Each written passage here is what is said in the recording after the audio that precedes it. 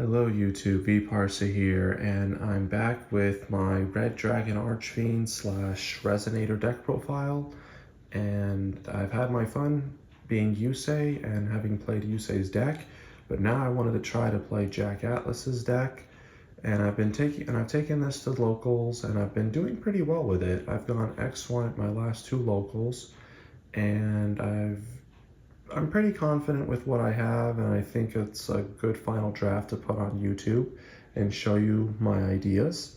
Now, yes, we are in a new format, but the ban list didn't touch this deck at all. And there's one thing I probably make a slight change to in the side deck, which I'll explain, but for the most part, the main deck is going to be the exact same that I played in the previous format, even if it is in the new format with this new ban list. Now this deck, unlike Synchrons, can actually play a lot of non-engine, and that's why I wanted to play it, because I wanted to have fun with a synchro deck, but actually have room for a lot of hand traps and non-engine that the format, whether it was the previous format or this modern format, just kind of demands it of you. So let's go ahead and get into the deck profile. Alrighty, to start our deck profile, of course, we are going to play the human monster type in this deck. Now, jokey jokes aside, we actually play 3 Soul Resonator, 2 Vision Resonator, the 1 Crimson Resonator, and the 1 Synchron Resonator, accompanied by the 3 Resonator calls. Alright, so that's all you really need. Soul is your Stratos and gets your combo started. Vision is a secondary starter, but it just needs to go to the graveyard. Crimson and Synchron are the ones that you just want to not necessarily open. Now, Crimson actually isn't bad to open, because Crimson plus Bone Archfiend equals probably the best combo and board your deck can make, but it's not something you want to go into unless you're certain it's either something you have to do or your opponent has no hand traps or disruptions, which in this modern format, in this modern era, with how many hand traps you have to play, it's pretty rare. And then of course also Foolish Burial, because if you use Foolish Burial to send Vision Resonator, it gets your combo started as well. Now, the fiends that your Soul Resonator is going to bridge you into is going to be your Bone Archfiend and then your Red Lotus King. So Red Lotus King was played at 2 in my previous build, but I decided to just cut it down to 1, because yeah, Soul Resonator Search Red Lotus King is a 1-card combo versus Soul Searching Bone is a 1.5 card combo, because you do need to discard for it. But even then, I just noticed that a lot of times when I went Soul into Red Lotus, that combo line didn't really provide me much of a follow-up. So at the very least, Bone Archfiend can make sure you have a follow-up. And then Bone Archfiend, of course, usually wants to send Crimson Resonator. It can also send Vision Resonator, but you can also send Obsessive Evolup. And then for the spell and trap support, 3 copies of Crimson Gaia. This is your true 1-card combo starter, which includes Bone Archfiend, because this by itself can get you back into the game. And then this card, just as a reminder, it has 3 very busted effects. First, it does search any card that mentions Red Dragon Archfiend. Second, if your Red Dragon Archfiend, or any card that is treated as Red Dragon Archfiend, declares an attack, it's going to Book of Eclipse all of your opponent's monsters. And then also, it will revive a Red Dragon Archfiend from your graveyard if a monster your opponent controls is destroyed by battle or card effect. And then we play the Red Zone and the Red Rain. So Red Rain is what you're sending to the graveyard off of your Red Lotus King and adding it back to your hand. Now, you want to be careful with Red Rain though, because it is going to help out Malice players. Now, I still play it and still include it as part of my end board though, because they do play Link monsters that aren't Malice by name, or you can, skillfully just hold on to the Red Rain until your opponent has used up their Malice banish revive effects, and then just banish everything again. And the important thing about Red Rain though is that it makes your Synchro monster, or whatever's left on the field I should say, unaffected by effects for the rest of the turn except for its own.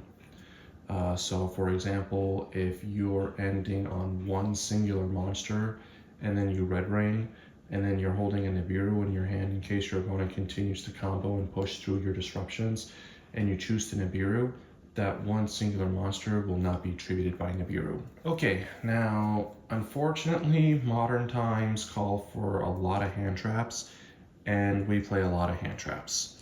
So 3 copies of Ash Blossom, 3 copies of Droll and Lockbird, 3 copies of Effect Veiler, 3 copies of Nibiru, and then 3 copies of Infinite Impermanence. I know hand traps are a sore subject for some people. A lot of people wish that the modern game didn't require you to play this many hand traps.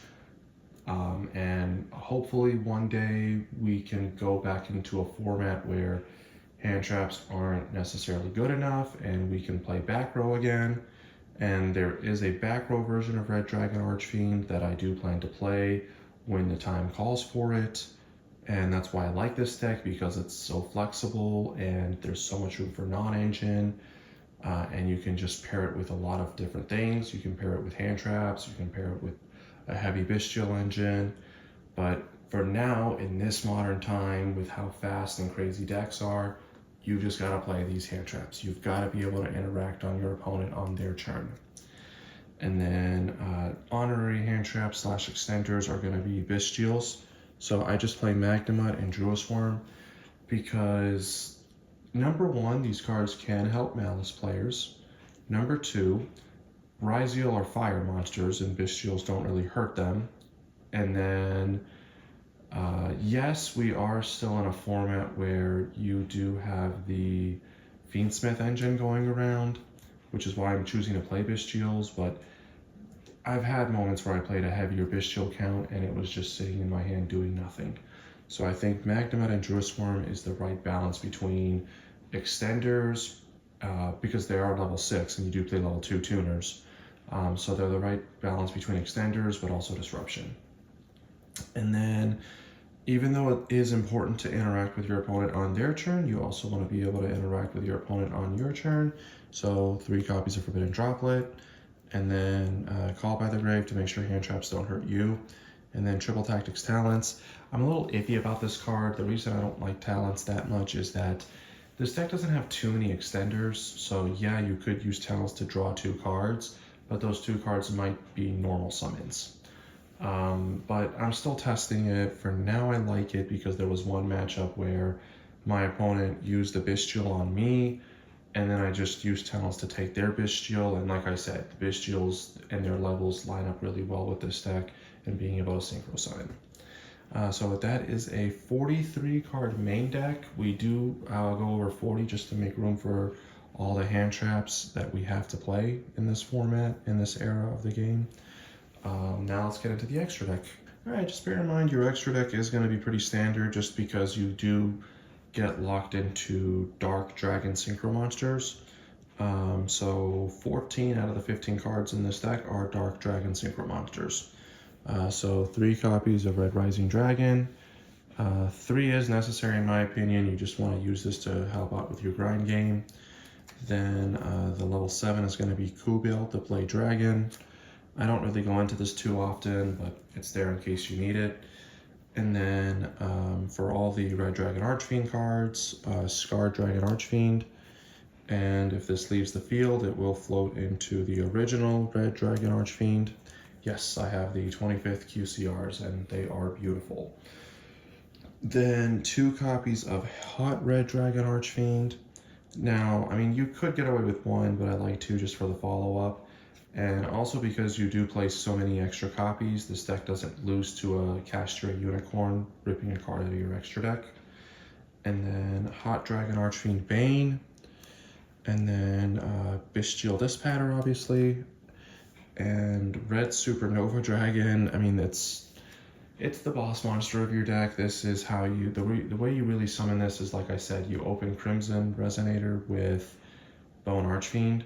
So I don't go in this too often, but every now and then it's just fun to go into it, and it has a very powerful effect, don't get me wrong. Oh, and then, oh, sorry, I skipped one. Scarlet Dragon Archfiend just for time purposes. And the one card that is not going to be a Dragon Synchro monster is going to be Typhon. I figured it's okay to play it just in case. I mean, there are going to be moments where your Soul Resonator gets negated, and then you're not locked into Dark Dragon Synchro monsters, and Typhon's just a nice option to go into. It's not always going to break the board, but sometimes it's just so nice to be able to turn your weak monsters into a Typhon. And sometimes you just set on a Typhon with a lot of hand traps, and you use that to win the game. So that is it for the extra deck. Now I am going to show you my side deck. Why not? Let's get into the side deck. Alright, for the side deck, 3 copies of Ghost Bell. Now this card is actually really good against Malice because their trap card is a card that revives from Banish Pile or Grave. So as soon as you bell them, they don't have any recursion for that. 3 copies of Dimensional Barrier. This doesn't do anything against Malice, but Ryziel is still a DAC, Branded is still a DAC. So, D-Barrier just helps you auto-win those matchups. And then 2 copies of Power Sinkstone, and then the 1 copy of Skill Drain.